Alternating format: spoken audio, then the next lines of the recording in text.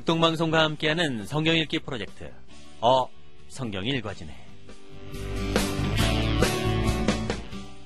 이 시간 생터 성경사역원 성경이 읽어지네 전문 강사이신 하만 우리교회 배명옥 사모와 함께합니다. 성경이 읽어지네 주님 나라 임하네.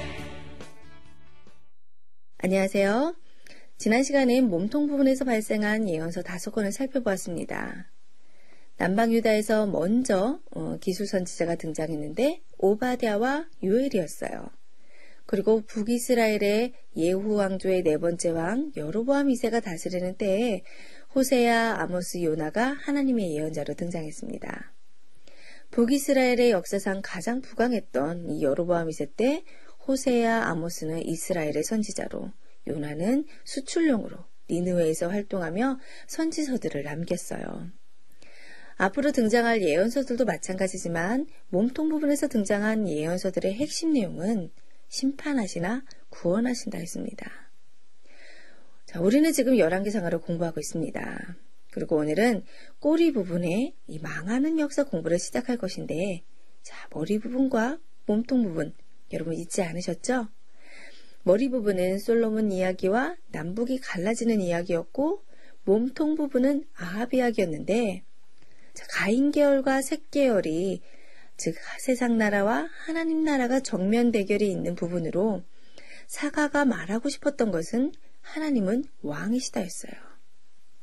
왕 중에 왕이신 하나님의 말씀대로 몸통 부분의 끝은 엘리야의 예언대로 정말 예후가 일어나 오므리 왕조를 몰살시킨 이야기였습니다. 하나님의 나라를 세상 나라 바알과 아세라의 나라로 바꿔버린 아합 왕, 이 오므리 왕조가 예언대로 예후 왕조에 의해 멸망했어요. 열왕기상하 사가는 엘리야의 예언이 정말 사실로 입증되었다라는 것을 드러내고 싶었던 겁니다. 역사가 흘러갔는데 예언대로 되더라 이 말이지요. 그러니까 역사란 하나님이 주관하시는 것이다 라고 열왕기 스토리 몸통 부분에서 멍석을 깔고 앉아 이것을 큰 소리로 말하는 사람들이 예언자라는 거죠. 우리는 이제 몸통 부분에서 꼬리 부분의 역사로 넘어갈 것인데요. 몸통의 아합의 역사가 끝나고 이 꼬리 부분의 역사, 즉 망하는 역사로 넘어가야 하는데 몸통과 꼬리를 연결하는 아이디어가 있습니다. 바로 예언대로 되더라 라는 거예요. 정말 예언대로 되는지 보자는 거죠. 이 관점을 가지고 꼬리 부분으로 들어가면 됩니다. 자, 이제 그 이후 스토리는 어떻게 흘러갈까요? 아합처럼 한다면 아합처럼 망한다는 거예요. 간단한 얘기죠. 다윗의 길로 가면 축복이다. 모델이 되는 거다. 그럼 제사장 나라가 되는 거다. 그러나 아합의 길로 가면 망한다는 거예요. 자, 그런데 결국 어떻게 된다고 했죠? 네, 안타깝게도 망하는 역사라는 거죠. 북쪽 나라 이스라엘은 아수르가 쳐들어와서 정말로 망해버리고요. 남쪽 나라도 아수르한테 괴롭힘을 당하다가 결국에는 바벨론한테 망해요. 이렇게 왕사의 끝은 멸망으로 이어집니다. 그리고 실제로 망해가는 스토리 속에 정말 엘리야 같은 예언자들이 계속 나타나고요. 이렇게 남북이 망해가는 역사가 꼬리 부분이라고 했습니다. 자, 이제 꼬리 부분 역사 들어가겠습니다. 열왕기하 15장을 열어보시겠어요? 자, 열왕기하 15장을 열면 13절부터가 꼬리 부분입니다.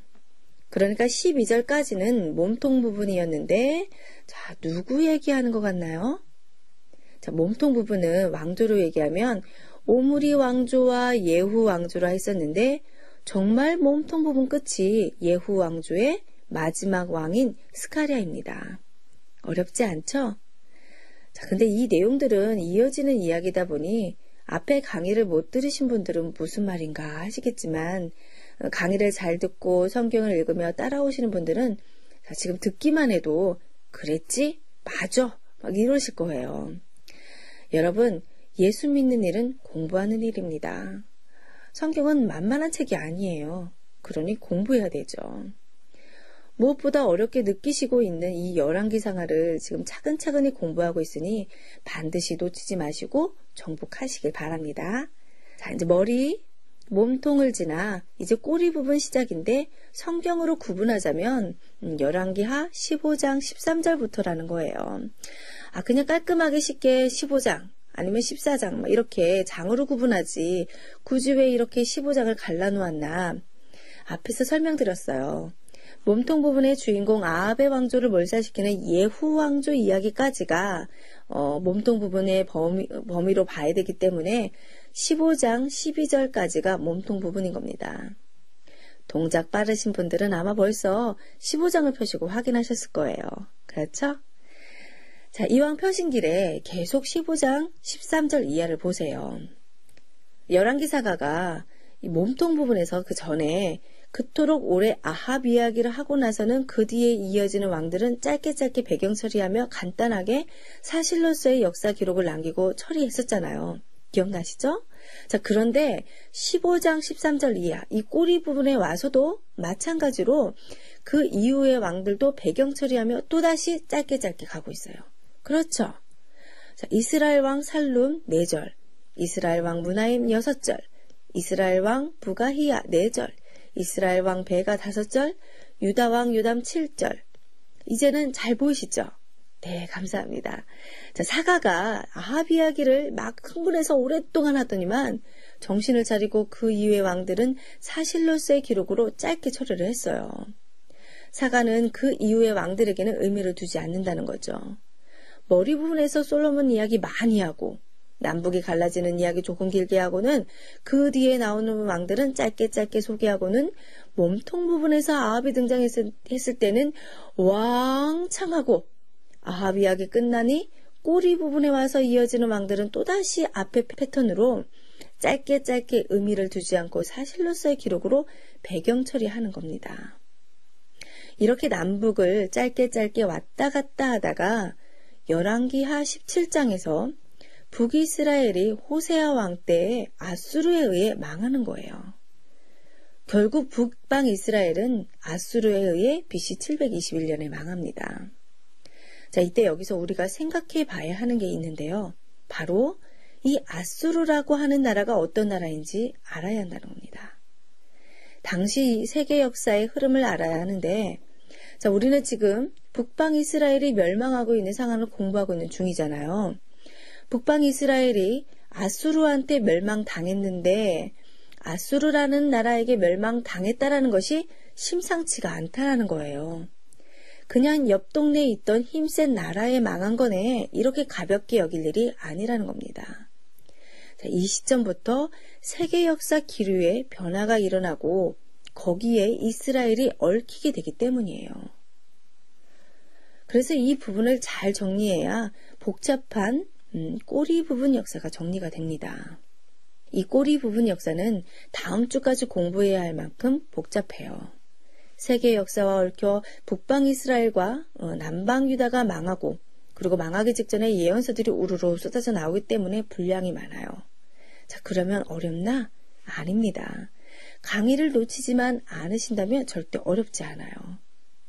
자, 우리 귀에 익숙한 이 아수르가 당시 세계 역사 속에 어떤 나라였다는 것인가? 지도에서 보면 메소포타미아 문명의 무대, 이 티그리스 강과 유프라데스 강 사이에 있는 나라예요. 자, 이곳은 창세기 1장에서 11장의 무대였죠. 즉 하나님을 거부하고 힘 있는 자들이 무기로 폭력으로 세운 나라, 이 바벨론 제국이 북방 이스라엘이 멸망하게 되는 때에는 아수르라는 이름으로 나타나는 거예요. 그러니까 아수르는 세상 나라의 현재 대표로 메소포타미아 지역을 일대를 장악하고 떡하니 앉아있는 나라입니다. 창세기 11장 전체를 다 다스리고 있는 어마어마한 나라인 거예요. 보통 나라가 아닌 겁니다. 그런데 이러한 아수르가 북방 이스라엘을 멸망시켰다는 것입니다. 이것이 심상치 않다는 것을 우리는 감지해야 하는데요. 당시 가장 큰 제국이 이스라엘 같은 조그마한 나라를 먹었다라는 것은 아수르가 사실은 어디를 목표로 하고 있었냐면 바로 이스라엘 저 밑에 애굽인 이집트였어요. 세계를 제패하라는 거죠. 자, 이런 감각이 있어야 꼬리 부분이 쉬워져요. 이렇게 북방 이스라엘을 아수르가 멸망시키는 상황이 열왕기하 17장에 있습니다. 자, 내일은 이 17장을 열어 확인하겠습니다.